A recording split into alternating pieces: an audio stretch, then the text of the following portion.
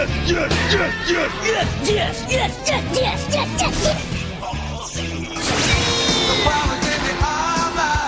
incredible! It's not a cartoon, it's anime!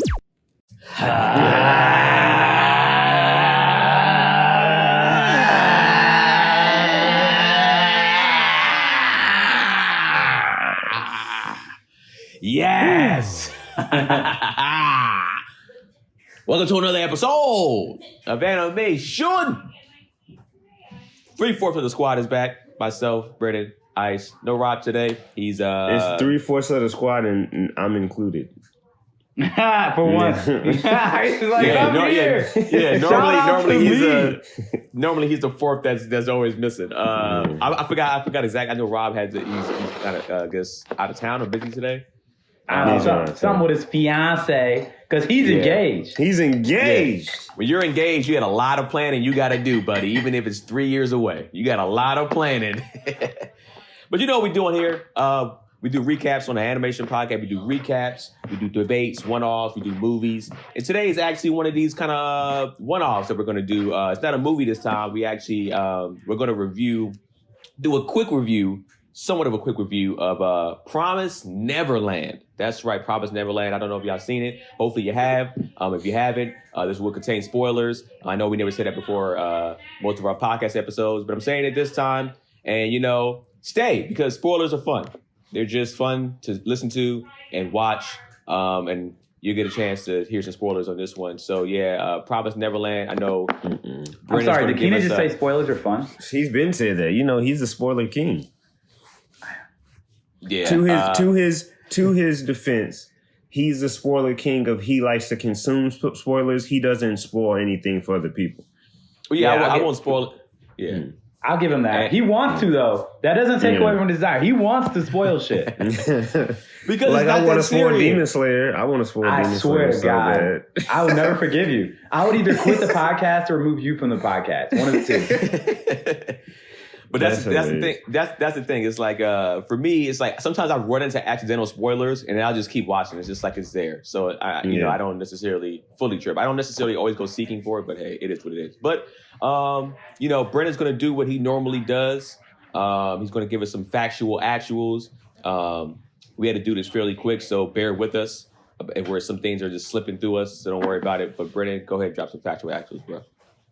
All right. So, as we said, we're watching The Promised Neverland. That was actually in print as a manga from 2016 to 2020. It actually ended on June 15th. June 15th of this year, which is a weird time to end in the middle of a pandemic, but maybe that was part of the reason. The manga was written by a guy, or a person, I should say, named Koi Shirai. But that's a pen name of a Japanese manga artist, and nobody actually knows who the real person is. Like, legit. And how do they make money? I mean, the people who do know obviously hold it secret, you know what I'm saying? But the general public doesn't know who this person is. The only thing that we know is that this same pen name was used to make their first anime or manga called Ashley Gate, which is a shonen, which was debuted on Shonen Jump Plus, and it came out in 2015. And so that's it. That's what we know. It's a very popular manga in Japan and all over the world. And that's it. That's what we know. Like, and this guy or girl is just walking around like, y'all don't even know I got one of the hottest mangas. Straight up, I wrote one of the things that has fucked up so many people in so many ways, and I'm just cool with that. I'm cool with not being known for it. I thought the writer was revealed, because I thought when I was watching this a video on it earlier today, he was saying talking about some of what the differences was between the manga and the anime. Maybe I'm wrong. I think the writer, because there's a separate writer for the anime versus the manga. Right. I'm sorry. Yeah, okay. So the writer for the anime is known. The writer for that original idea in the manga, as far as my research could tell me, isn't known. If I'm wrong, I'm perfectly comfortable being wrong. This is my research that I did somewhat hastily. But at the same time, I actually was really interested in that one particular subject line. So I actually looked into that one a little deeper. I was like, I'm going to find this motherfucker. And I didn't. It's like some Banksy shit. Kind of like some Banksy shit, like in all honesty. And so obviously we're watching the anime. It actually debuted in January 11th of 2019. It came out on Fuji TV. and then was later licensed to Adult Swim, because Adult Swim, as we have grown up on, and it continues to shoot the hot and spit the hot fire. I think if you look at what Toonami has done over like Adult Swim and Toonami has done, like for people like us, if it wasn't for Toonami, I wouldn't even be on this podcast right now. I just got to give credit. I wouldn't have been watching anime at all. That's the majority. That's the majority of people out here in America, to be honest. Yeah. So the anime. Because how else would if you think about it, how else would we have consumed it? Like, where else have we seen it? Well, before Toonami came out, I was before Toonami. So I told you we were I had a homie that had some Japanese anime because he had DVD from overseas, because I think his mom might have been half Japanese, but also too, there was like sites that you can go find stuff and watch stuff on. Back when I was watching Toonami, I didn't even have a computer in my house. That's what I said. I had no computer in my house. I was lucky to have a VHS player, let alone a computer. My brother used to build computers. So my dad was like, he actually, that's why my brother's an engineer, because he saw that skill and was like, I'm going to put money into this skill. And my brother used to build dope ass computers at fucking like 10 years old. So that's pretty cool. Shout out to ass motherfucker. That's dope that he stayed with it too. Yeah. So this is directed by the anime was directed by Mamoru Kanabe. He's a Japanese storyboard artist and director. He's most known for the anime series Elfen Lied, Sound of the Sky. Fuck that anime, bro. Oh wow, how you feel about it?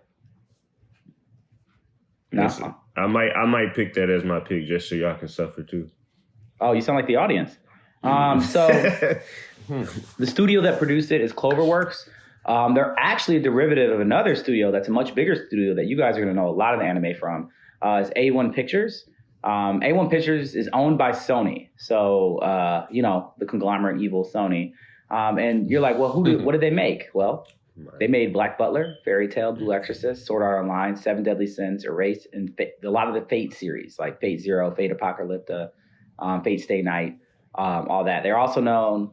And so this particular studio, though, because what I just told you about was A1. This studio, Cloverworks, like I said, was a subsidiary of A1 and then completely separated in late 2018. And they started continuing working on the Fairy Tail series, Grand Order, and obviously this show here. If y'all didn't know, because how much anime fans love it, there is a live action version of this coming out in December of 2020. And there's and it's already some heavy controversy about that. Because of the sister? Because of Crone, the black woman. And the controversy is that they cast a person who's half Japanese and half Taiwanese to play that role. So they pretty much just wrote out the black person in the live action because they're like, well, fuck them, kind of thing. Because, obviously there's not enough black women that could ever do an acting role in a live action piece. So they probably in the live action, is it being done out here or out there? Out there. Mm-hmm. But, Oh, yeah. The talent pool for that is next to nothing. I'm sure there's nobody that could fly out there and do it. There's nobody could even get close to that. I feel bad for them. I'm sure they put best efforts for it. Yes, for sure. This anime actually is highly accoladed. Has won a lot of things. Won the best fantasy anime for Crunchyroll 2020 awards in February. This past February, it's named the top 100 anime in the 2010s by Crunchyroll. Won best protagonist in 2019 for the 2019 Crunchyroll Awards for Isabella. It won the best soundtrack and best drama and anime trending awards. And it's rated at 8.7 stars on IMDb and 100% on Rotten Tomatoes. Wow. So yeah, man. So you can get into the story that starts us off in the year 2045. All right. Guys, this is Keenan's impression of Rob. I'm gonna love this. No, it is not. No, it is not my impression of Rob. This is me and my impression of me, because I'm not even going to try to do what the fuck Rob does. I'm not going to even attempt that. So this is going to be my version of a recap. So it will probably be a little bit all over the place. It will be, some stuff will be left out. And hey, Ice. I like for us to, after this, both give our rating of 9,000 out of 9,000 for Keenan's recap. Please go ahead, Keenan. Yep. Oh, that's some good shit. Jury of your peers. Oh man. Well, I'm not gonna care because this is not technically my. Hey man, look, you took on this role. You do your shit. Don't you? I don't want to hear excuses. What you got? First of all, I was kind of taking on this role, and you called me. It's like, you're gonna recap, right? Because you've actually recapped when Rob doesn't recap. So I thought you were gonna take that role. But hey, I luckily was already starting to do it. Hey, I was starting excuses. It's a lot of excuses right now. All right, guys. All right. Oh, wait. Hold on. How could I forget before we get started? You thought I was going to forget. Keenan, this is a little bit more time to make sure your recap is solid. It's not going to be.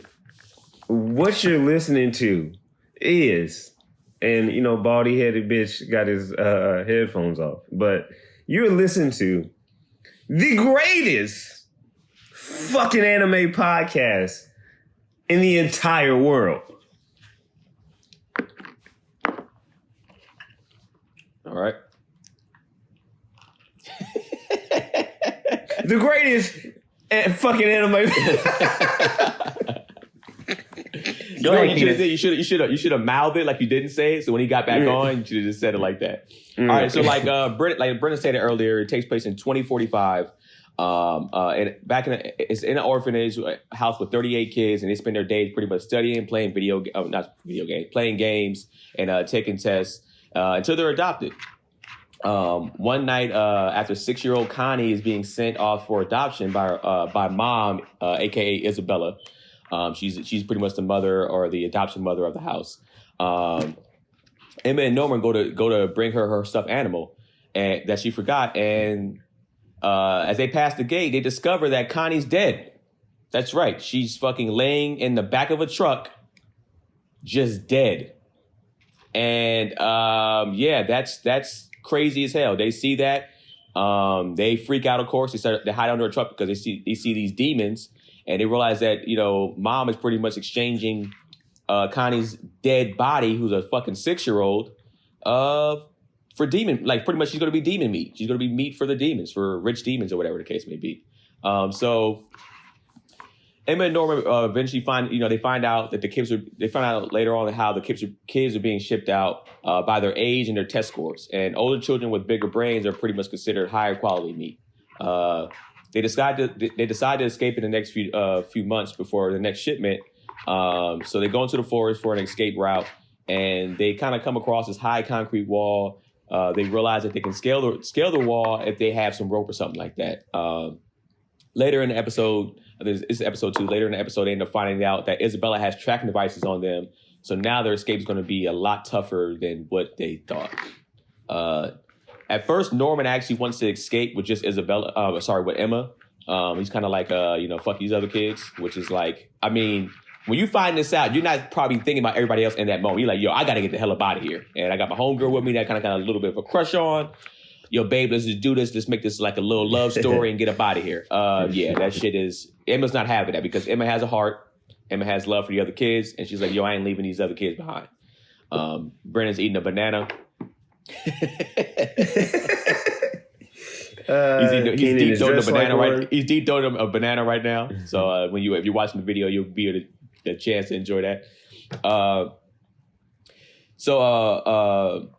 He thought that was gonna be funnier. No, I actually lost my spot. So Can I recap? I'm sorry. Can I add some color to your recap if you don't mind, just from the beginning? If you don't, I just want to give a couple of extra details to give a little bit more context. From what I remember, because you spurred some memories, is that the whole piece really opens on this happy household of a bunch of different orphans who are living together very happily. They're playing all the time. It feels like their whole life is a game. They're having a really good time, good, happy energy. And we also see, though, that they have really intense testing. Like, everybody's really happy, but they're all competitive, too. Like, oh, it's another test day. We got to have this other test.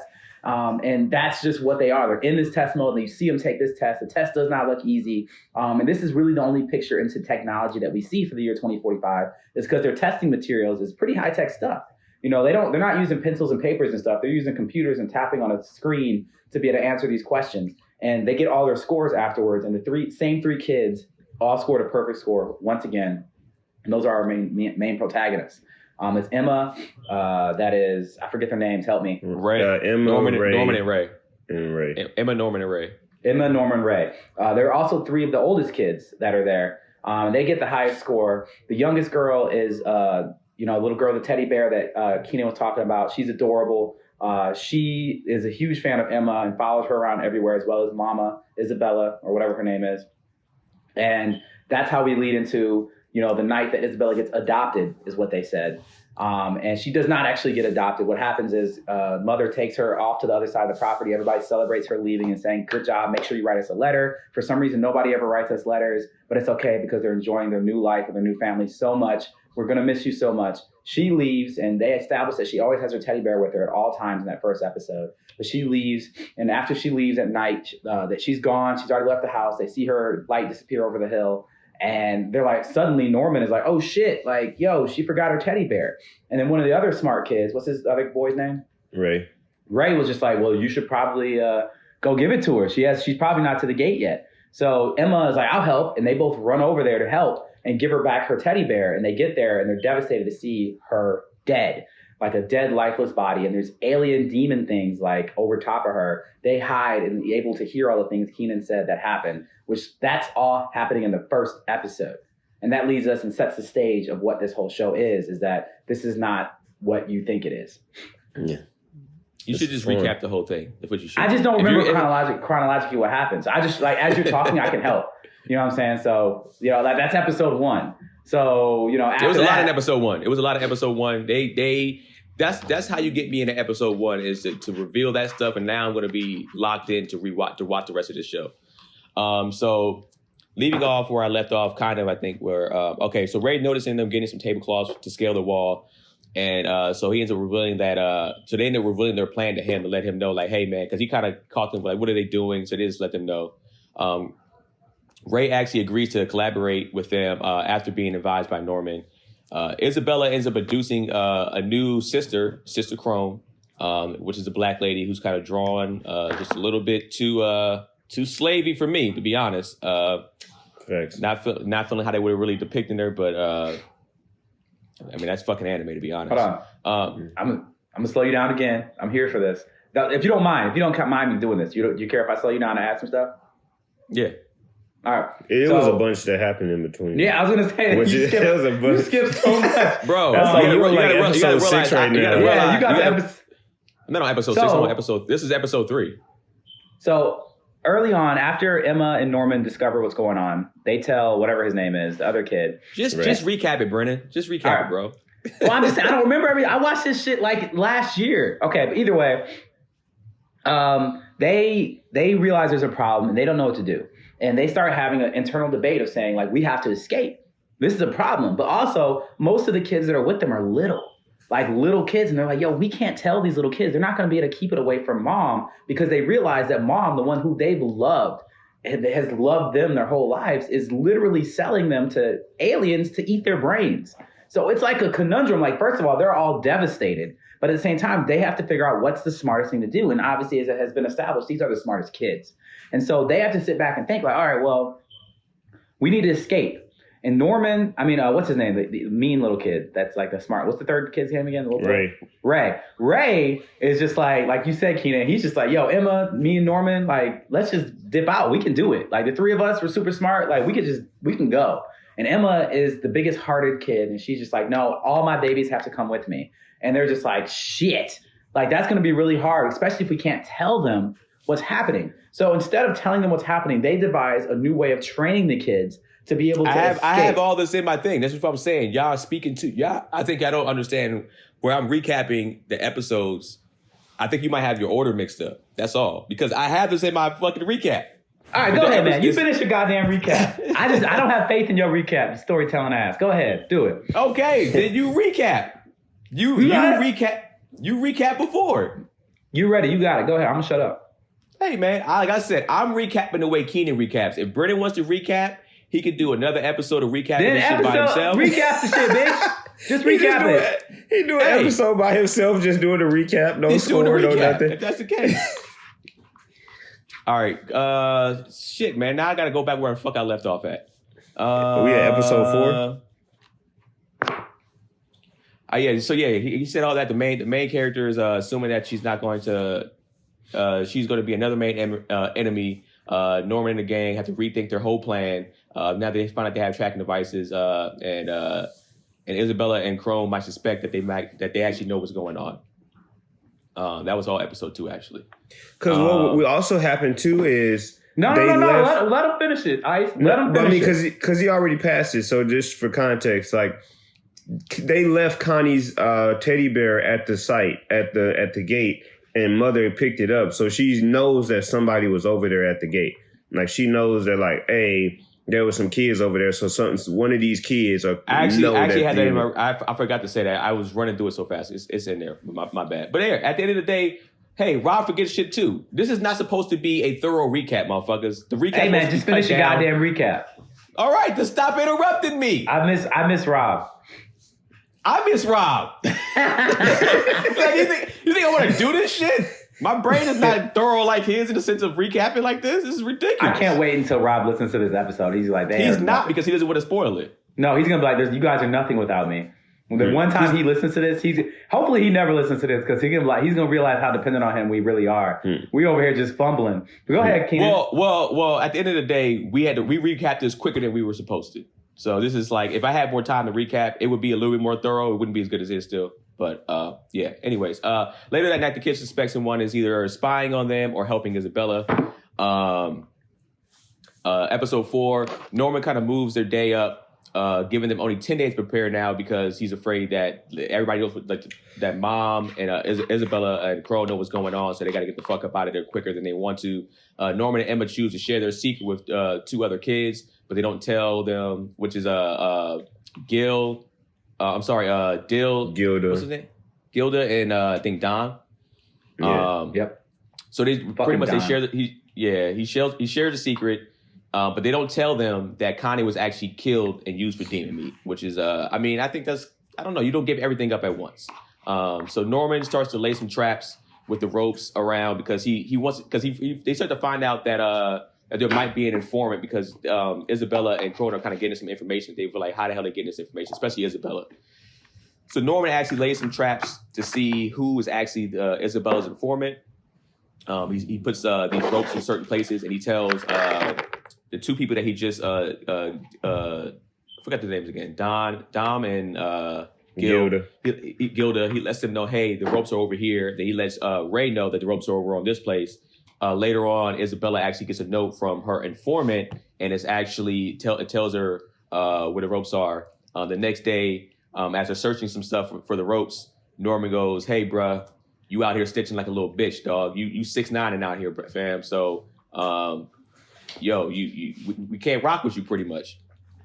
Ray pretty much tells him, like, "Look, yes, I'm an informant, but I'm doing this to pretty much get more information out of Isabella." His loyalty's kind of questioned, but he eventually sides with Ray if he gives up. If he says pretty much he doesn't want. He's like, let's escape, but don't tell the other kids. So this is episode 5. This is why I said I was running too quick. This all happened in episode 5. So they eventually end up telling he's like, bro, I can't do that. I'm not standing for that. I can't pretty much lie to Emma. So Emma ends up finding out that Mom has a hidden room which she uses to report back to headquarters. I forgot how she actually finds that out, but she's finding it out. Don and Gilda end up looking for the room anyways after these motherfuckers were told not to. Don't look for the room, but they go look for the room anyway, because these are 2 hard-headed kids, and they find the room, and Emmett actually tells Ray and Norman about finding Morse codes. Later on, they end up finding out Morse codes in a book. So Emmett tells Ray about the Morse codes that are in this library that they found in these books with this little owl, and it's saying a secret message. They feel like that message is from somebody that might have escaped and is sending books back to the library to tell the kids, or so the kids can possibly one day figure it out, which I think is kind of fucked up, because, that's pretty difficult to just figure out Morse code. I still don't know how to read Morse code, and I'm 35. Later on, actually, Don ends up... I'm sorry. Don and Gil find the hidden room. Oh yeah, so Don and Gil end up finding the hidden room with the communication device, and all the toys left by the kids that were adopted, and they get overcome with emotion, and end up finding out that they were lying about Connie still being alive. And Don doesn't even run the fade with Norman. He just knocks him out. He sucker punches Norman, cold clocks his ass, drops him. I guess it might be well deserved, but we never know. Later on, Ray gets confronted by Isabella that he will be the next one shipped out. Crone also tells Emma that the kids that she knows. Right? You said what? Because it's his birthday. I don't no. She ends up telling Ray that he'll be shipped out because she kind of knows that he kind of knows some shit. Well, no, he said that she tells him that she's going to ship him out because they're the November, instead of doing it when they usually do it, they're shipping it. They pushed it back, and they're going to, instead of doing it in December, they're doing it in January. And then Ray's like, "Oh shit, that's my 12th birthday," and she's like, "Yeah." Yes. Okay. Thank you for that. Dropping that quick tidbit. Look, what's about Crone? Crone also tells Emma that the kids that she knows, that they know what's actually house. Emma ends up Crone ends up telling Emma that, hey, I know that you guys know about what the house is really about, so we can either join forces because I actually want this spot. I want the number one spot. I want Isabella up out of here, and I want this place for my own, so I can be the lead. And I'll be willing to help you guys if you guys kind of help me, so I can get this orphanage for me, and I can become the main mother of this orphanage. Crone ends up telling the kids that she wants a spot. Normally takes women. So normally the women can become the head of an orphanage. So women normally have a chance to actually survive all this eating and killing and shit like that. And Crone kind of tells her a little bit that she's actually one of them. She reveals her neck tattoo, and hey, I'm one of y'all, fam. So I actually can't even leave a certain radius or whatever because it's pretty much like a bomb type thing in my chest. And if I do it, it'll kill me. So I can't go exploring as much as you probably would want me to do to help you out. But she tells them that, look, y'all can come up to me and ask me any questions that you want later on if you want to, and we can meet up at night and just have this kind of secret kind of meeting to find out more stuff. They actually end up going to Crone, asking her some questions about but they figured she's still hiding some shit because she just looks suspicious the whole time. Later in the episode, I'm going to skip some stuff here, which you probably already started to realize, but whatever. Later, Isabella actually gives Crone her walking papers and is like, hey, bitch, I know you were trying to get me because Ray was kind of telling me some stuff that you were trying to come from my spot. So, yeah, I'm getting you shipped up out of here, and you're leaving pretty much today. She ends up going to the middle passage, and pretty much she meets with, I guess, grandmother. And she's telling her, like, grandmother, please, Isabella out here trying to do this and this and that. And grandmother's like, yeah, man, Isabella's gonna stay the queen of the house, bitch. So I'm out. And then you see these demons roll up on her like, yo, we love dark meat. And now grandma rolls up on her. I already said that. Mm-hmm. I said grandma talks to her and that's right, the demons. All right. Yeah. And then Crone actually has a flashback. She has a flashback to, her growing up and her having to go through all her training and stuff like that. You see, the whole time she kind of has like this weird looking doll that's kind of ripped up. And I just saw the text message, so you can go fuck yourself, Brennan. I just saw the text. I can see because my text is on my laptop, so I see it. I saw it just pop up. So I don't know what you say. I don't know what you're talking about. You can go fuck yourself. It doesn't matter to me, and I don't care to have to recap again with this much time, anyways.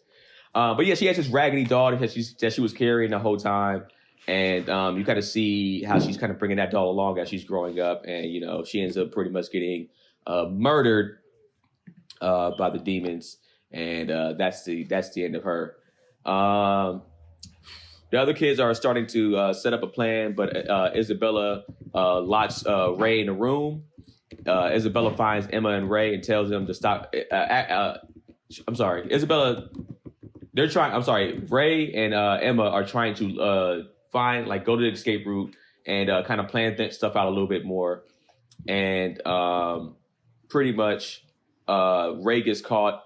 Isabella is pretty much like, yo, you're going to be locked up in here. She ends up going after Ray and Emma and Norman, finds them. Emma's like, yo, I got to pretty much stop you so Ray can escape or whatever like that. She ends up breaking Emma's leg.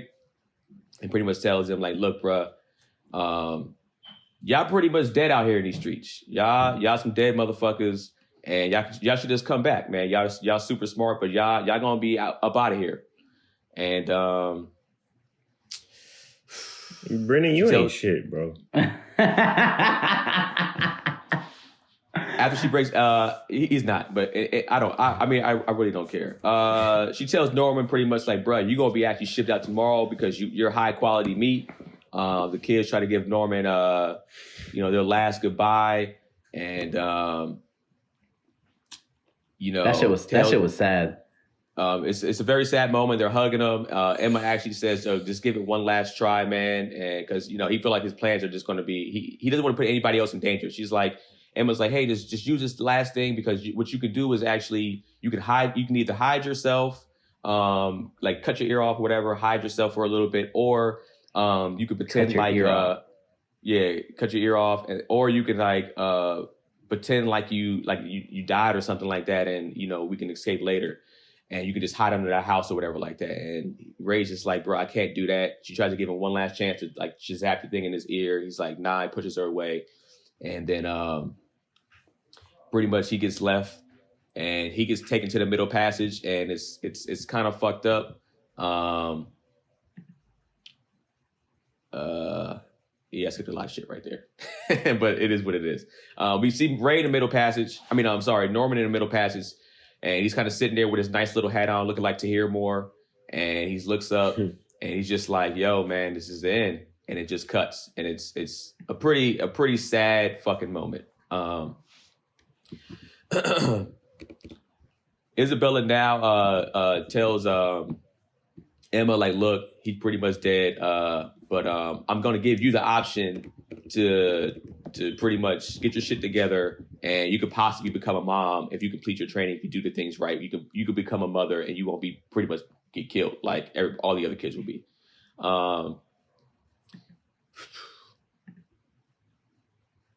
Ray starts telling the kids that because Ray's about to get shipped out now on his day, and Ray starts telling the kids that he's about to get shipped out. He's going around telling all the kids like, "Hey, this is my last day," blah blah blah blah blah, because all the kids kind of know what's going on now. He asks Emma that did you ever like? I hope you didn't give up the plan. And she reveals to him with a nice cynical smile, like, "I never gave up. I would never give up." And actually, there's a plan to actually set the house on fire. But Ray has another plan to say, hey, I'm going to also set myself on fire so they can't get this nice quality meat from your boy Ray, and y'all get a distraction and get a chance to escape. Norman actually told Emma this Ray's plan to set himself on fire, so he actually gave her a counter plan to which when they end up setting Ray on fire, it's not really setting him on fire. They actually set some hair and some meat from the school on fire, thinking that it's a body, but it's really not. So the house gets set on fire. The kids are escaping through the wall hangers and sheets, and to the other side of the wall, because there's a big old gap. Isabella sees Emma, who's the last one to cross, and they actually have a moment. And Isabella actually essentially just lets her escape. She doesn't really stop her. And then Isabella actually has her own flashback and memories about training to become a mother, and she ends up getting pregnant. I want to know who smashed, because she gets pregnant from somebody. So she's pregnant. This whole time she's humming a song. There's something that I actually forgot, but I'll get to that in a second. But she's humming this particular song during her flashback. One day she sees Ray humming that same song, and it was actually revealed earlier that Ray has something called infantile something. I forgot what it's called, but it's a memory where you can recall memories from when you're a child. And he's humming that song because he can memorize everything, even when he was a baby in the womb and crossing the passage. So he remembers every single thing. So this whole time he knew what was going on, and that's why he was like doing deals with mom to try to get these particular items to make these particular things so they can escape. And mom ends up realizing like, oh shit, at some point that Ray was actually her son that she was forced to give up for adoption. And that's a fucked up reveal. That reveal fucked me all the way up. And then she eventually takes down all the ropes after her flashback, goes back and tells Phil, which is one of the little kids. And there's probably some shit going on with Phil that we don't know, that I actually looked up. But she tells Phil like, hey man, just letting you know, because I know you already know, because they actually tell Phil what's happening. He goes, hey man, I already know what's going on. So Phil actually kind of knew some shit during all the stuff going down. So she tells Phil like, "Hey man, just let you know the kids escaped successfully and they're good." And Phil actually knew all the little kids wouldn't escape with them because they were little kids; they wouldn't listen. So that's my I'm gonna say what it is. That's my bullshit ass recap. That's what that was. That's the Keenan bullshit recap. That's what we going. And when I recap, that's what we calling it. The Keenan bullshit recap. Because it ain't Rob's. I'm gonna speed through stuff. I'm gonna go through stuff. There's stuff that was missed. There's stuff that I was backtracking on during my recap. I was reading so fast that I was actually missing my own stuff in my recap. And I had about 30 minutes to prepare this recap. So this is what you get. The Keenan bullshit recap. So I don't know if y'all want to just add your little tidbits. Yeah, I say add your little tidbits when it's your time to talk about your likes and your dislikes. Do you guys have any questions at all that you might have that you come up with when what was being going on in the recap? Yeah, I have a few. I can start if you, unless Ice look excited. No, go ahead, Ice. I'll just wait after you go because we probably got the same questions. Okay. I mean, let's just go one at a time. I'll just go with one. Yeah, that's what we're gonna do. We're gonna go 1-1-1. So my first question would be: his name is Ray, right? Mm-hmm. Yeah. Is if you were Ray, would you be able to be the mole? Like, would you be able to be the person that's feeding information and keeping all the kids happy, even though you know it's happening to all the kids who love you and adore you for all the time that you've been doing it? Could you do it? So. For the privileges he gets, the privileges and things like that he gets for that. My answer to that question is, man, this whole show's fucked up. Like, every situation that happens in this show is so fucked up. Every position every single kid in this show is in is fucked up. And it's even more fucked up that they're kids. As an adult, I don't even know how to answer this question. You know what I'm saying? Like, right now, be like, Brennan, like, actually, you have a tag in your ear and you're going to be harvested in a few years, just like all your friends were. And I'll just be like, but we're telling you this because we need your help. And we'll make sure you get that new PS5. You know what I'm saying? Or that new Xbox. You'll be able to play all you want until your day. You know what I'm saying? You'll be able to live comfortably up until that time. You'll live good. You'll live better than anybody else during that time. You'll have extra privilege and extra food and all these other things. But you just got to make sure we maintain what's maintained so that we get what we want. Bruh, I honestly don't know. I could see myself going either way. You know what I'm saying? In my heart's heart, because I'm being recorded right now and this is like an audience, I'm like, of course I wouldn't do that. I would never betray other people. But when you really think about it, your heart's heart is like, if I truly felt there was no hope of escape and really was just like, I'm going to die too. I might as well live my life as good as I can, I guess. Then I could see myself doing that as well. But I feel like I would be I can't ever see myself being like an Uncle Tom, but I could see myself being kind of like what Ray did. It's like you do it and kind of ease everybody, give them a little, go take on the teddy bear. Take on the fucking teddy bear, kind of thing. And just try to get everybody to that point. Y'all know that's crazy. Don't tell mom, that kind of stuff. So I feel like I would probably try to play it like Ray did, but less dramatic. I feel like from what I remember watching, Ray was doing all this to get items so he can escape. Yeah. So in actuality, he had to do what he had to do. I don't know if I could even consider this necessarily a full Uncle Tom type move. I feel like this is more like, all right, when you're doing a move like this, people have to die. People have to be sacrificed. I don't think there's any other way unless you just all out say, I'm going to murder mom tonight. And still, what's the plan? Do you know where to go? Do you know what to do? Do you know anything? So I think for me, I think you have to come to terms oh shit, people are gonna have to be sacrificed for the greater cause. But at the end of the day, I'm going to still be able to save as many kids as I can save. But some people are going to have to be killed, and I'm going to save more that's going to be being killed. So I might have to do it this way and get these items so I can possibly save as many kids as possible. So it is a tough decision, but it's either that or just let everybody get murdered. And I think I would rather let fewer people get murdered than everybody get murdered. So I would kind of do what Ray, I guess, somewhat did. He was pretty much being the mole but gathering these items, and he probably wasn't giving them all the information, but he was giving them enough information to get what he needs to get. So I probably would. Nice. Yeah, I would do it just to help out my homies. I think initially I'd probably take it on just because, depending on when this was brought to my attention, if I didn't have those, Huh? Or you didn't? If you didn't have those memories? Yeah. So I think if somebody like laid it out like how Brennan did, was like, sit me down, tell me all of this. If I don't have no connection with the kids, and then I'll be able to do it. But then after I started to build these close relationships and friendships, then they'd be like, okay, wait, like I fuck with y'all, so I can't really do that. So I think if I was just a cold-blooded individual, I'd be able to do it. But just me as a person I am today, there's no way. I would really work on a plan, devise a plan, and just kind of like you said, you want as little casualties as possible, but somebody gonna have to die in order for you to get all of the knowledge possible. But I would like to keep that to a minimum and act on my plan as soon as possible. Mm-hmm. Yeah, I don't think you get out of any type of situation like this without any casualties. I think it's impossible. Oh, yeah.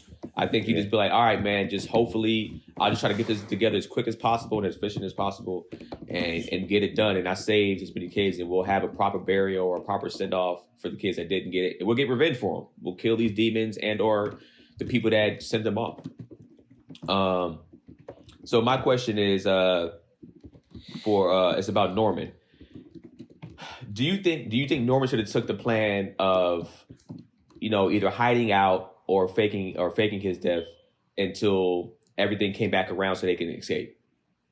I think Norman might have jumped the gun in the sense of just being like, no, fuck it, I don't want to do this.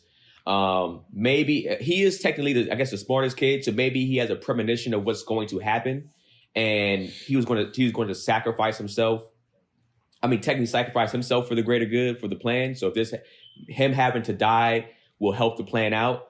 But I still think there was a way he could have did the whole ear thing, either hid under the house, they sneak him some food here and there. Oh, I don't know. Because when you're watching the anime, there's a lot of, and I was going to say this in my, when it came my turn to just talk, but there's a lot of POV shots. And these POV shots, they're showing you that somebody's watching. And at times you realize that it's either mom watching, Crone watching, or it's Phil watching. So it's like, sometimes you don't know who, but it's like that. I guess maybe Norman knew that, and he was like, somebody's watching at all time, and I won't be able to even get that off. But I think, I don't know, I might have tried it still. That's me personally. I think he gave up a little too easy, in my opinion. Ice? Yeah, he did. I'm trying something. I can't go out like that. Yeah, I just, you looking the demons right into the eyes and being like, all right, man, just take me, bro. I wonder did he fight like, come on, nigga. You gonna have to earn it. Yeah, you gonna have to earn it. I'm with you. If I die, that death, y'all fought for that death. You gonna be tired, be sweating like fuck. I'm like, yeah. That meat was good, but damn, that boy, he put up a fight. Brandon? I don't know. I'm trying to remember the show, but I remember thinking that Norman was very brave for what he did. And the reason I thought that was because all the things you guys are saying, I think the reason that he had to make the decision that he did is that if he did fight, if he did express knowledge that he wasn't excited to go meet his adoption parents, then that could throw the jeopardy of everything else that they have planned for everybody else, throw into jeopardy. Because right now, they know the alien things don't know that they know the aliens are trying to eat them. You know what I'm saying? Like, they know that. The only person that knows any of this stuff really is mom.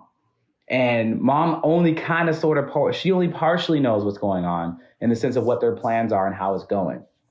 And so if Norman was to rock the boat, as you would put it, in hiding or acting like he knew that it was coming and fought against it or did anything that was any way out of the normal, Norman, like that could put everybody else in jeopardy. It's because they're like, wait, so if this one kid knew, how do we know all the other kids don't know? And then they just do a whole different way of how the farm works at that point.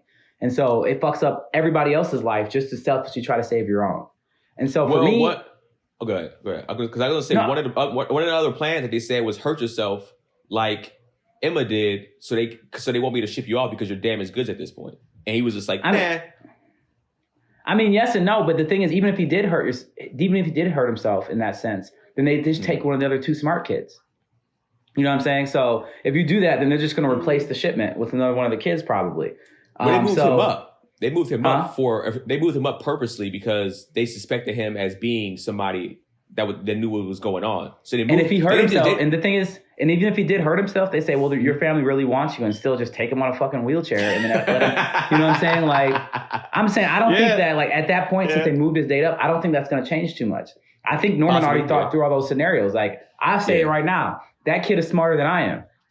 You know what I'm saying? That at kid his is age, too. Yeah, that kid at his age is smarter than I am now, for what he showed in that show. And so, in that sense, if he made the choice to sacrifice himself, he didn't do it because of the kindness of his heart. He did it to save everybody else. And so for me, I am going to take that same L that he took, because he obviously is understanding what I just explained and then some about that situation, and realize this is the only way that everyone wins, is that I have to lose. That's my argument. Okay. All right. That was a solemn argument. Is it my turn again? No, Or did you ask a he question? has to ask a question. I just ask a question.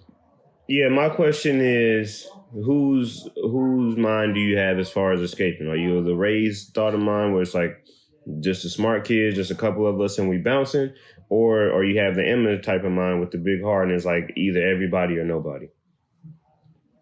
All right, you got to answer. Yeah, me personally, I got to rock with the whole squad. Like, you know, especially these, like I said, again, if these are kids that I never met, never had any interaction with, then I might be a little liable. Or if these kids that were fucking with me, or like we had cliques or something like that, then that'd be more understandable. But from the looks of it, everybody, all the kids fuck with everybody. Like, they all love each other. And if we're a big family like that, like, I can't, even if when I do escape, that shit gonna be in the back of my mind. Or if I do escape, my thought process is I gotta do something to get them back. But like they said, you the place that you're gonna try to come back to is gonna be some maximum security prison type shit. Because once you guys escape, y'all fucked it up for everybody else. They're either gonna kill all the kids or do some next level shit to where nobody gonna be able to leave ever. So it's really, you got to get everybody out in that moment.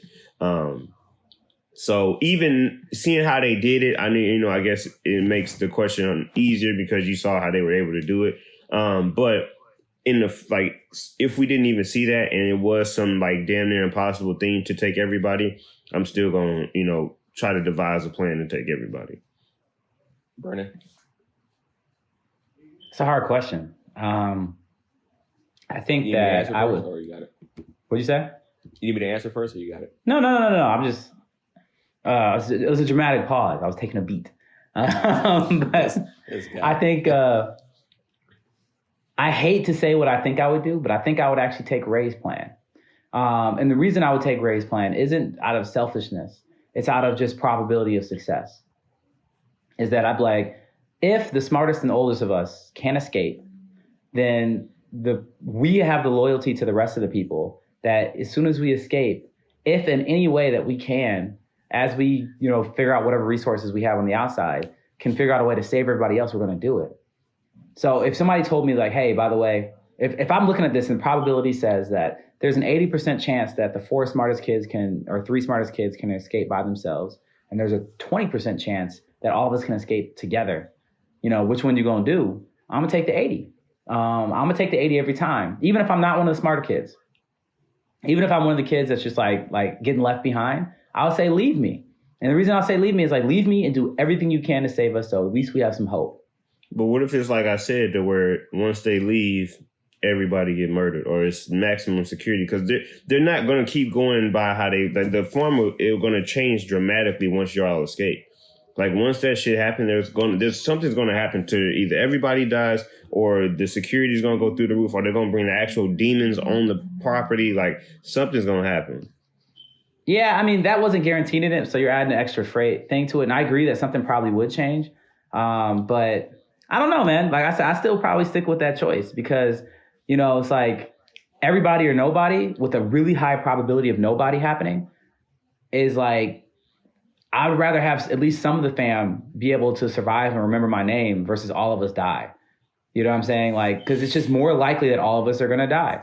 With that says, like, more likely all of us are gone. Like, that's probably what's going to happen. Like, that's already guaranteed if we do nothing. If all of us try to move together, huh? I was gonna say, I'm trying to figure out your logic, because I feel like you say you would sacrifice yourself, but then it's like, in this case, you're like, I'm not. It's kind of like, I don't want to die, so let's go with this particular plan. So I want somebody to live. It's my logic behind this whole thing is I want somebody to live. Like if we're a family and all of this, I want somebody to live, even if it's not me. I want somebody to live. And if you give me those percentage ratios where it's like the smart kids escape and they have a really high probability of being able to get out, and they promise they're gonna do everything they can to help us, and they're the smartest, and they're as smart as these kids specifically, then I'm like, y'all go ahead and figure it out. We'll do what we can to survive. If I'm one of the smart kids, I'll say the same thing. I'm gonna give her 110%. I'm gonna try to do this. We're gonna escape. We're gonna figure out a way to get you guys out of here to the best of our abilities. If everybody, and if Emma's just like, yo, but we gotta take everybody or it doesn't matter, I just be like, I guess we're not going then, right, guys? You know, I would leave Emma. Yeah, I would leave Emma. But not because I wanted to, but for me, I'm just thinking about like, right now, the guarantee is all of us are dead. That is the only guarantee we have in this life is that we're dead before the age of 13. Every single one of us is dead before the age of 13. And Emma's thing is that we have to escape with everyone.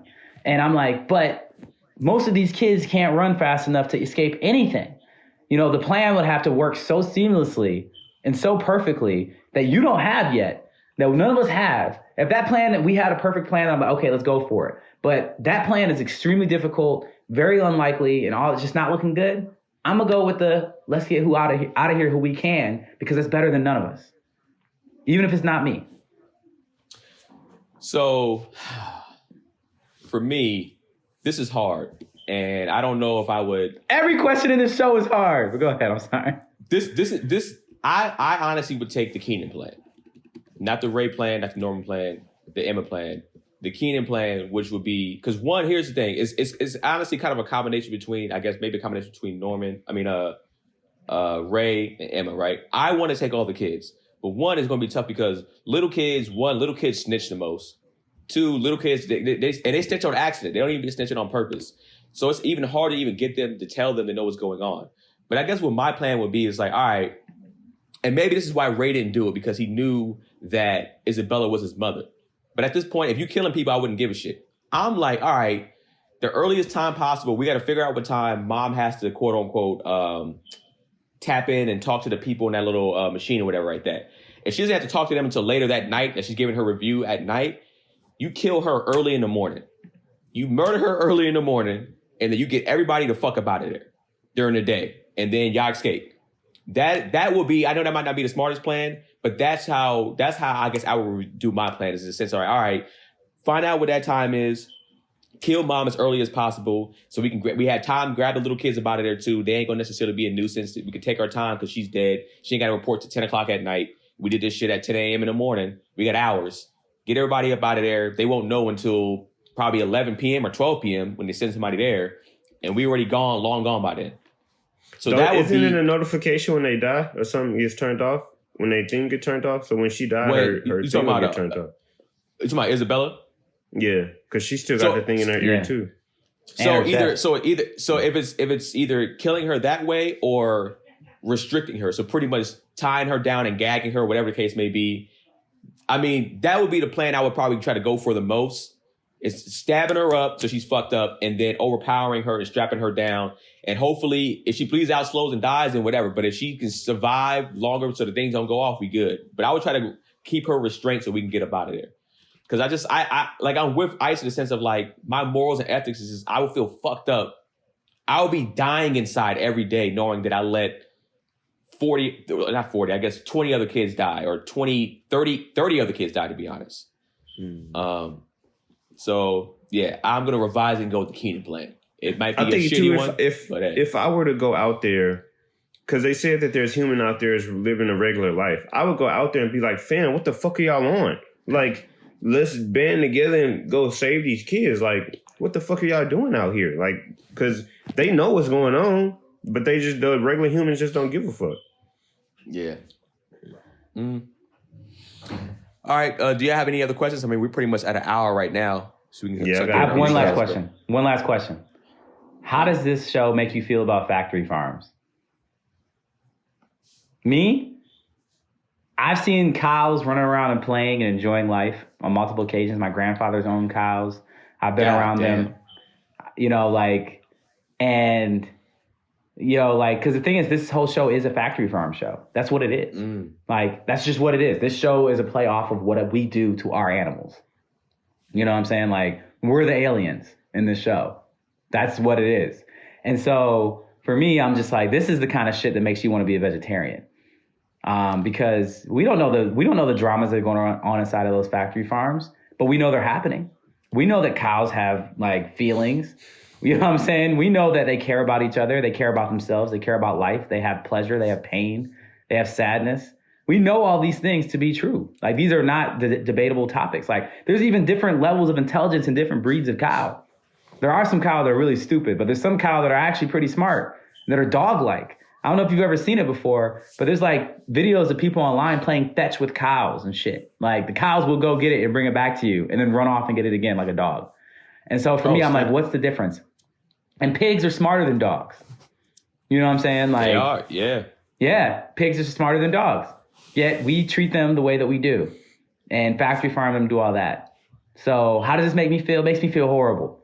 It just adds another layer to why I feel horrible about this show. And I felt like shit while I was watching the whole thing. I feel like shit. Like, I watched this whole show. I had to watch One Punch Man and Mob Psycho in between episodes so that my soul could have balance. Because this show depressed me because I was looking at it from a macro site the whole time. But yeah, I mean, that's my answer. you don't feel that bad because you're still eating meat. So Yes and no. Actually, Keenan, you would believe, like, I actually don't eat that much meat. Like, my meat consumption has gone down drastically over the past couple of years. Drastically. I used to have to eat meat with every meal. Now I get pre-made meals from Tony Baker's girlfriend Sabrina. That's all vegan. And so I say, you like, gave me one, yeah. Yeah, so like 2/3 of what I eat now is vegan. You know, so it's like, yeah, I still eat meat, but significantly less than I have before. So, you know, you can make fun of me, but I'm actually on the path to, you know, practicing what I preach. Yeah, bitch. That's good. I mean, like I said, I go as far as just eating kind of seafood here and there. But yeah, I didn't even, you know, it's funny. I didn't even go as far as thinking that, what you said about the factory farms. When you just said that, that just made me go, damn, it made me have another emotion attached to this show. And it's like, I had it the whole time. And I have other different emotions attached to the show, which I'll get into when I give my part of it. But it's like, damn, bro, like, yeah. I forgot your question. How does it make you feel about factory farming? Yeah, how does it make you feel about factory farming? Yeah. I mean, it makes sense. Like, for me, once I started seeing those videos about like just animals getting slaughtered, it made me just think of, when you said that, I just put those together now. Just like, damn, that's what it is. That's pretty much what this is, essentially. When people were saying that, you know, cows actually go through real stress. Like, the animals go through real stress, and you know it's stress. You can taste, like, in the meat, the meat tastes different. The meat is different. Yeah. I didn't understand that. I didn't know that, especially when I'm younger. I'm not thinking that either. That they're going through actual stress before they're getting fucking electrocuted and stuff like that, and that stuff is jacked up. I pretty much already, like I said, I eat seafood occasionally. I gave up all the meat years ago.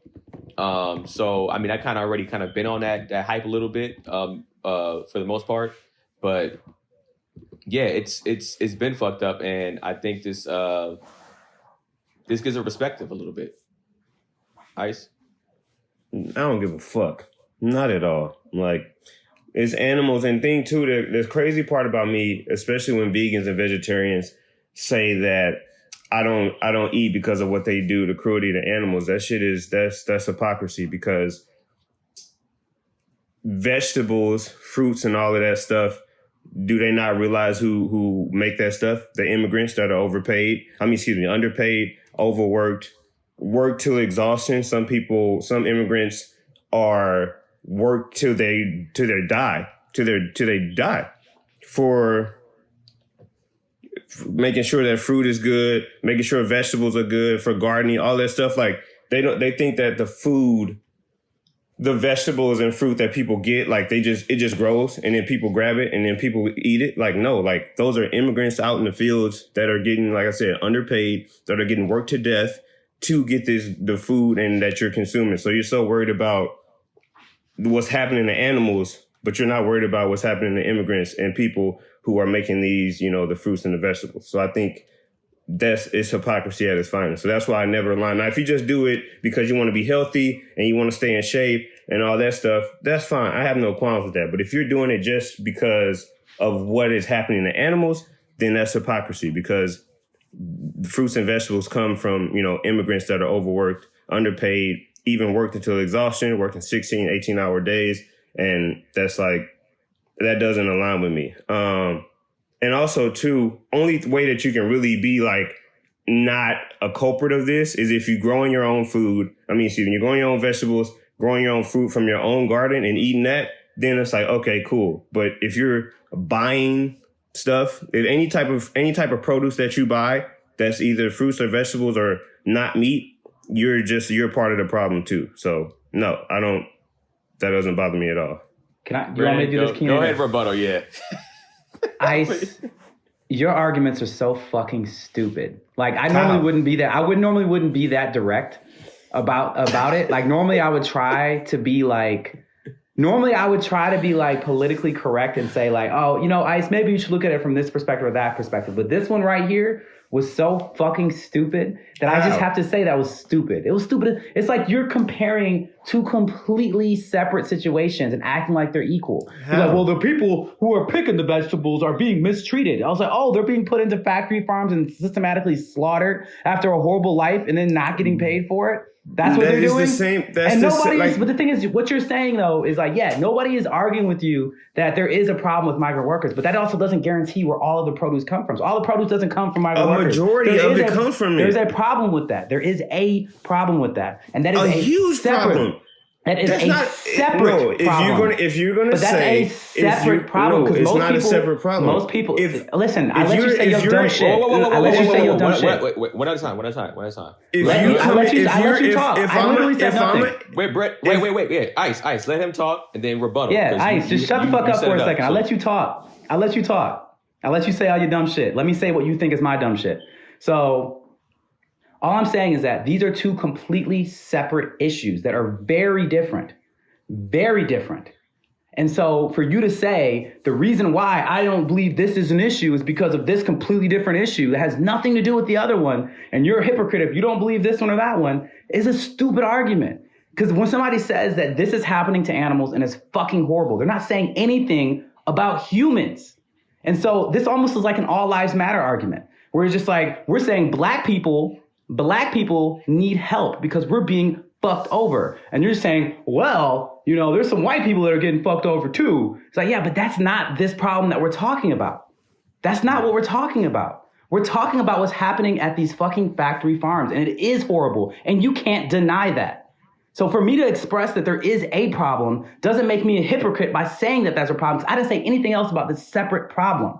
And that kind of that kind of logic is the entire reason why Trump is in the office right now. Not even. So the fact that you try to do that with Black Lives is a stretch among all stretches, because those two Wait, things did you say my argument was a stretch?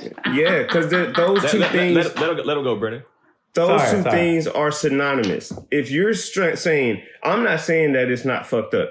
I will say the farm system and all of that stuff, that's fucked up. That's not my thing. But if you're going to say, hey, I'm not eating meat because of the cruelty that happens to an animal, this is my sole reason, but you're taking but I will consume these fruits and vegetables that are being given to me, and I'm able to consume them because of the pain and suffering that are happening to millions of humans, then you have no argument, because that stuff is synonymous. You can't say that the atrocities are happening to animals is not this, just because these immigrants aren't in a farm system and we're not eating. The term is migrant workers. Whatever migrant workers, they're still, like I said, they can end up dying from working. They're criminally paid under minimum wage. The work environment that they have to work into, like, you can't say, oh, I'm gonna do this because they're getting slaughtered and stuff, but I'm gonna go eat and consume food that, like I said, is given to me because migrant workers are busting their ass and getting underpaid and overworked. And I'm okay with that. Like I said, the only way that you can be a true vegan or vegetarian is if you, I'm not saying that but I'm saying if you can't have energy for one thing and not energy for X. A better what you're trying to say, because your Black Lives Matter versus All Lives Matter example was trash. What you really want to say is like when people say Black Lives Matter and then they be like, well, trans Black lives don't matter, or I'm still homophobic. That would have been a better argument instead of that All Lives Matter bullshit you tried. Because a lot of times in the Black community, people say Black Lives Matter, but then when it comes to Black trans or even Black women or Black gay people, they like, nah, I'm good, bro. So I think that would have been a better argument, but you didn't. You came with that All Lives Matter bullshit. But like I said, you have to have that same energy. If you're going to have that for... Well, so here's what I think here's what I got from what y'all were trying to say, somewhat. I feel like what Brennan was trying to say was that that's a totally different, like, he's not saying that other one is not wrong. And they're not different, so you putting them together and saying, if you do this, you don't fuck with that. I think Brennan's saying, like, no, I can not fuck with that and not fuck with this. And but if you're consuming produce, then you fuck with that. Not necessarily, because there's ways you could consume produce. If you're going to a farmer's market that people farm at their own farms, you can easily not fuck with that easily. That's what I do. We get the majority of our fruit from and vegetables and stuff from farmers markets. Yes. So that's what I'm not saying I'm a vegan because I'm not yet, but in that particular argument, that's what we're doing, because we understand that when you're getting fruit from other places, from either from migrant workers too, that shit has pesticides. They're putting all these chemicals inside of them. They're not even necessarily good fruit anyways. So you want to get the best fruit from the actual farms that people pick their own fruit and say, hey, this is from my farm that I picked. Here are the strawberries. Here are the spinach. Here's whatever the case may be. So I see the point that you were trying to make, Ice. Even there has been so many stories of even people that are at farmers markets that have their own farms that do the same shit. They have migrant workers working at their farm. That's why it's just the only way. And hold on a second. One thing, the other thing, Ice, is that I don't know how many migrant workers you know, or how many farms you've visited and actually been a part of what's going on there. Is that some migrant workers are actually treated really well, and so there's a lot. 100%. There's some problems, and there's definitely some real problems that needs to be addressed. I fully agree with that. But you're getting into immigration. Let him finish. Quit trumping. Let him finish. Let me finish. Let him finish. So, like I was saying, like, if you look at the actual problem, what you're doing is you're describing an immigration issue in the United States specifically. This is not a global catastrophe that is happening everywhere in the world. This is a United States issue that is an immigration issue, mostly based in policy. That's what's happening there. In the policy, we need to address that migrant workers need more rights. They need to have the same rights as workers in the United States and be to get paid minimum wage at the least and get the same kind of benefits that other workers in the United States are supposed to get. That is your argument. I agree with that. They're supposed to have OSHA rights. They're supposed to get all that. I fully agree. And there are some migrant workers that are already getting that because there's some farmers that are just good people and they treat people well. And I know some of those farmers. And I've seen some of the farmers that are fucking people over too. Because as you know, I work on a lot of documentaries that have a lot to do with agriculture. Like, I do this shit. You know what I'm saying? So I know exactly what you're talking about, probably better than you do. And so all I'm saying is, like, yes, Ice, you're identifying a real problem. But that real problem is about immigration. It's not about food supply chain problem. It's not about, like, the way we treat entire species and farm them out and destroy everything, including our environment, just to have it. You know what I'm saying? Like, it's just a horrible system that we've created, that I was addressing that system, not the immigration system. Two different systems that we're addressing that both are fucked up. They're synonymous. And that you believe they're synonymous is the root issue of this problem. It's not. Let him go, Brandon. It's food. That's what makes it synonymous. That's why it's synonymous, because you saying that I know a couple people that have farms that have migrant workers that are treating you right. That's like, I know a couple good cops. Like, who gives a fuck? Like, cops are bad. You saying that I know a couple good cops, that means shit to me. Bad? They are. So it's like, if you feel like, if you say defund the police, all this other shit, or like cops fuck 12, anything that, like, saying the cops are bad, and you say, like, because of police brutality, then somebody say, well, I know a couple good cops. Is there good cops? 100%. But that doesn't make the other shitty cops any less shitty or any better. So it's like you saying that there's farmers that have migrant workers and treat them right. 100%. I agree with that. But for every one or two farms that has migrant workers that are, you have all of the benefits and healthcare, all that stuff. Don't throw numbers you don't know. Ice. Yeah, I'm just saying. But for every couple of them, there's a bunch more that aren't. Numbers or not, there are more migrant workers that are getting the short end of the stick than not. Ice. The thing is that you're not understanding is that we're not disagreeing about that. But and then you saying that they're two different things, but they're not. If I'm a vegan, that's what we're disagreeing about. If I'm a vegan and my sole purpose of being a vegan is because of the cruelty that is happening to animals, I need to have that same energy for what's happening to migrant workers. Are migrant workers being farmed and killed? No, but migrant workers are being overworked and underpaid, which is a cruelty to human. That's a human rights issue. That's a civil rights issue. Why can't a vegan be both? That's my whole Vegan be point. both. Like, how do you know that vegan people aren't fighting for that too? How come you can't be both? That's what I said. Keenan is literally an example. Keenan is literally a person that's an example of exactly what we're talking about. He's living that life right now. That's the same thing, because even going to farmers markets, these farmers have migrant workers. And you're assuming they do. You're assuming that all farmers markets that we're getting it from. So you can't speak in factuals when you don't fully know what farm is doing what. And that goes for me too. But I'm saying, but there's farmers but you're gonna be like, hey, farmer, are your migrants work? Like, show me your paperwork for your migrant workers. Like, no, you absolutely can. Yeah, you can actually do that. But I'm just saying, but I'd like to formally retract myself from this argument. I've said everything that I need to. Yeah, I was gonna say we're gonna move on anyway because it's running in circles. But so let's get to our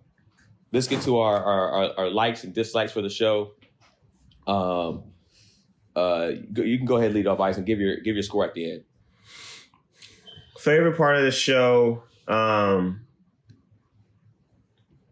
just the plot overall. I think the plot overall was really good. It's very dark, but damn, it's a very good part. The plot was the by far the best part of the show.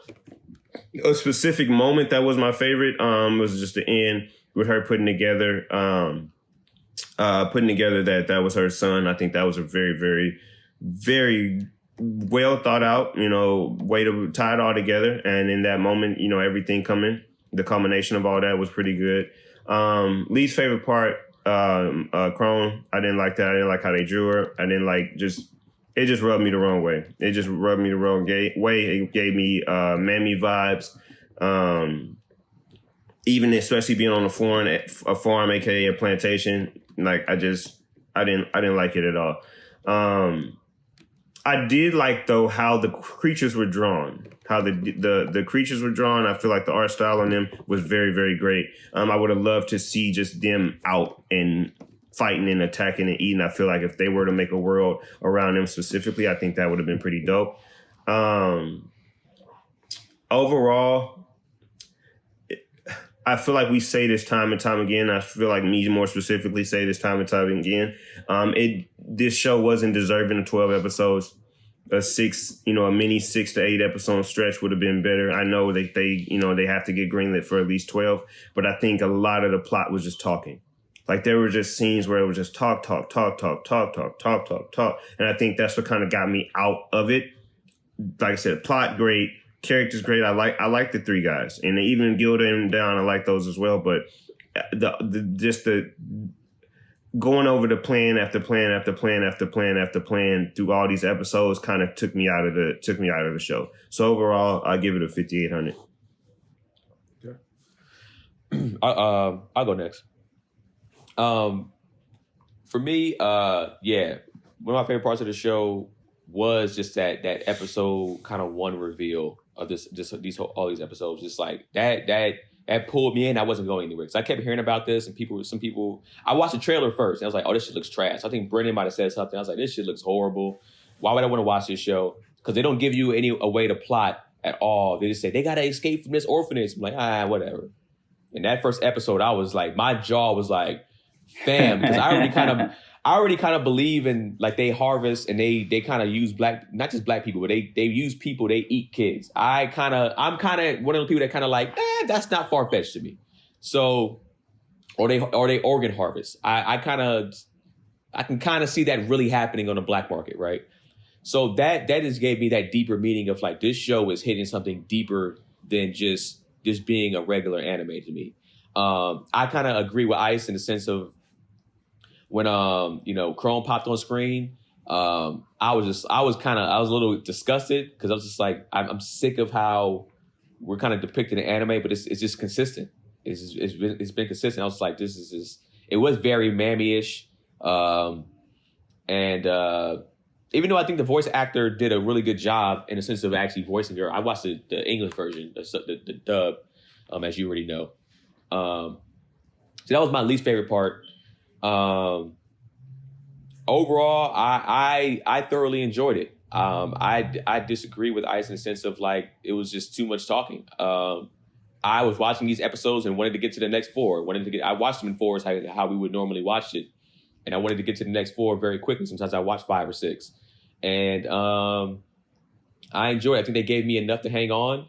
I think the way it ended and that fucking reveal of him being her son, and what I want to see what's going to happen in season 2. They already got greenlit for a season 2.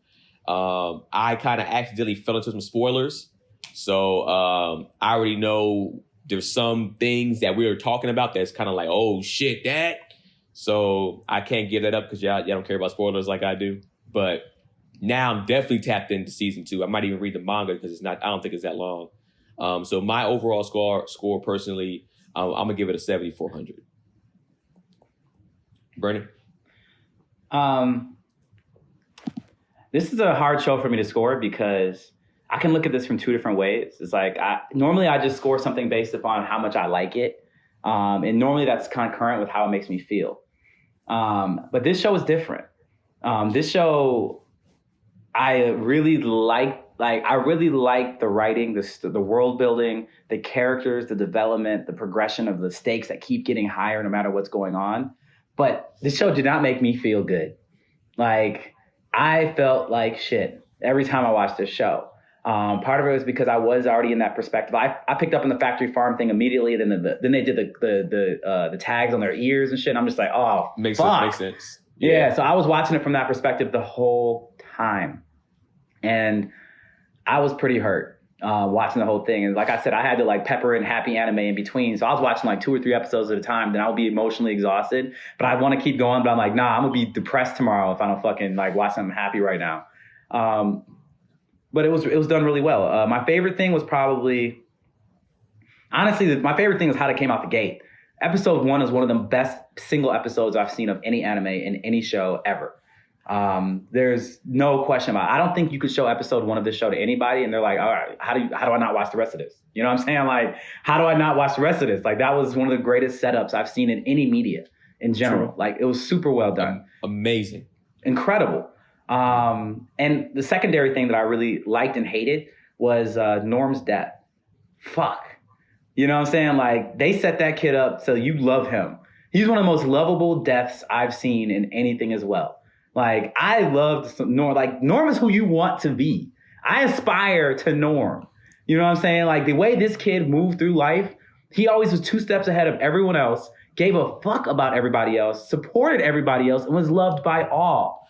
You know what I'm saying? Like, he was deficient in no way. And he added value to every conversation, everything he did. He was fucking Jesus in this show. And of course, what happens in the story of Jesus? Motherfucker dies. And then he's resurrected as a goddamn ghost. Like, you know, as they're like leaving, you know, he's touching them and loving on them and shit. But the thing I didn't like about the show, I'll say Aunt Jemima for sure. That was tough. You know, a little bit. It didn't affect me as much, but now that you guys are saying it, now that I'm looking at it that way, I didn't even look at it that way because I was trying to guard my emotions while watching the show. But now that you say it, like, yeah, she was a little bit coonery. So I did not enjoy that. Wait, I was going to say, I think the other black girl that was in the show, her name was like Jemima or something like that. Mm-hmm. Yeah. I don't think they definitely didn't go full racist. I'll say that. Like there, it was like Yeah. it was like they it was didn't like they didn't do Mr. Popo. no, it was like racist light because the character had more dimensions than just like I'm a stereotype black woman. It was just like Right. I have the look and some of the inclinations and the sounds of what you would think this would be, but the actual character that she played was a very diverse character. Like that character could have been any color. You know what I'm saying? So I actually like that, where that character had a huge meaningful aspect to the plot. And also, you saw development of that character, and that whole character just had an arc. That was a really good arc, in that 12 episode series. Like it was a really good arc. So I actually enjoyed her arc. I just didn't enjoy that there was racist tones to it that were completely unnecessary. Overall, it was a wild ride, and something that I would recommend to somebody is never, ever, ever their first anime, but maybe their second. So I would say I would settle on this one at about I say about 7,700. I think it's just really, there's no deficiencies to the show. Ice is like, they're talking too much or whatever. It's like, nah, man, like they're building plot, they're building world, they're building characters. I think that I think in comparison to Death Note, and my bad, but in comparison to Death Note, it's like when Death Note, it was talk heavy, very low on action. But when they talked and when they did stuff, it pushed the plot forward. They spent 4 episodes devising the same plan versus Death Note. It's like when they were talking, shit was happening, shit was going on. People were actually dying. Like that was my thing, because especially coming back to it after watching Death Note, it's like, no, you can successfully push the plot forward with even more episodes, over 37 episodes. They pushed the plot forward a lot quicker. I think Death Note did a better job, but I don't think necessarily Promised Neverland did a terrible job. No, I mean, I'm not saying they did a terrible job either. Hey, this is my turn. So what I was saying is that to address what you said, Ice, is that like they pretty much it could have moved a little bit faster, but I'm happy it didn't. And the reason I'm happy it didn't is because this show is more focused on character development than plot progression. Because plot progression is either they live or they die. You know what I'm saying? We know from episode 1 what the whole plot is. It's not, this plot doesn't necessarily fully progress. It just gets more complicated. So it's not like you're really looking for plot progression in this show. It's more so you have to have more stakes in this show. You have to give more fucks about the characters. And to be able to give more fucks about the characters, you have to get to know them better. And even in that plan, they kept adding the variables that were, because the plan was so complex. And there's the complexity came from the different personalities of those characters, how they interact, and how they're able to keep the secret and be able to practice the plan without letting that plan be let out. That is plot progression. You know what I'm saying? Like that is that. They even made it into a little bit of action in the way that they play their games. So I think that the way that they did that, they could have easily fumbled in the way you're talking about, but I don't feel like they did. I don't feel like it was a fumble, and that's why I rated it so high. Like I think they kept you engaged all the way through. Kept me anxious, I would say is the word that I would play. I was anxious as fuck watching this show. But it kept me anxious all the way through, and that's why I got the rating it did. It did exactly to me that I think what the director was trying to do. That's one note I do want to say. The direction on that anime is probably some of the best direction I've ever seen in any anime. What'd you give it again? 5,800. Okay, just making sure. Yeah, I feel like it gave a lot of emotion, and I feel like something can make you emotional and make you fucked up and still be amazing. Because I felt like I thought Brendan would give it a lower score because he was like, man, I felt so bad inside. I was just like, that's a good thing. That means they did their fucking job. That means this, like you said, this director and this writer, they put together a hell of a anime, and they did a great job. That's why I gave it the rating that I gave it. I stand by what I said. Fuck this anime, but they did a really good job of it. Like, fuck this anime. Like, if I had known what I was going to feel like watching this, I don't know if I would have watched it. But I couldn't stop after I started. After watching the first episode, you don't have a choice anymore. If you would have told me the plot, I would have watched it immediately instead of I wouldn't have. Pushing it off. I mean, if I had known the plot, I'd have been like, nope, not my kind of shit. It's like horror. This is the closest. Like, this is like horror anime. Oh, you're not really a horror person. Not at all. I kind of rock with horror. I don't. But yeah, let us know y'all scores in the comment section. Let us know. Also, answer all the questions. Let us know what y'all feel about the questions that we asked and how you feel about this anime overall. How did it make you feel, man? How do you feel about factory farming, man? What would be your plan in this situation, man? And do you believe that they could be doing this somewhat in real life? Because that's another thing that made me kind of pat me a certain way too. With these orphanage, like and a lot of these orphanage, like a lot of these kids, like we don't know what happens to them. Like they go off into the world supposedly. Some of these kids that are like in these orphanage that are in an orphan, like they don't have any place to go. and they can easily be pulled and like you never heard of them again, or they get put into human trafficking or anything like that. So this is why this anime stuck with me, which is a crazy anime. So let us know what y'all think in the comment section about it overall, how it made you feel. Go ahead and drop your stuff, guys. Ice, go ahead. Shout out to the farmers that treat their migrant workers right. If you don't, or you're a big corporation that doesn't, fuck you, suck a dick. Ice McGowan on everything. At Mr. Producer Face on all the things. Rob is at RV Danger on everything. Keenan Baker is on Keenan Baker on everything. And we thank y'all every week for tuning into another episode of Animeshun. And so anime was solved forever.